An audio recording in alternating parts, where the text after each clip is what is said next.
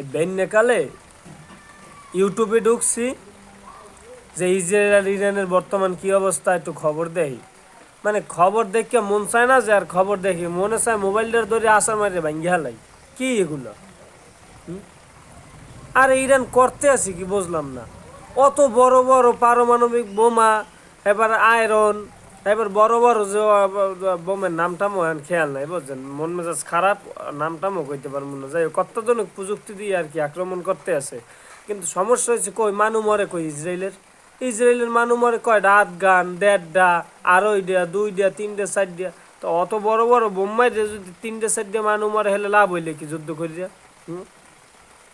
আরে আমার চীন পরিচিত 2-4 জন ভাই বেরাদার আছে যারা পাত মারলে ও রুমে থাকা যায় না, ও এলাকা গন্ধে শেষ হয়ে যায়। হ্যাঁ। আর তোরা অত বড় বড় পারমাণবিক বোমা মারো, এ আমারও ও আমারও, কি করছো কি বুঝলাম না।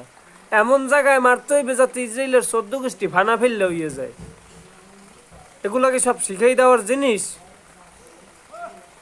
ইসরায়েলের মারবি এমন এমন জায়গায় যাতে ওরা জীবনে আর মুসলমানের উপরে আক্রমণ করতে না পারে। হ্যাঁ, তুই মারে কোনানে খোলা মাঠে মারতে আসে, যেখানে গরু ছাগল বান্ধব হইয়ানে।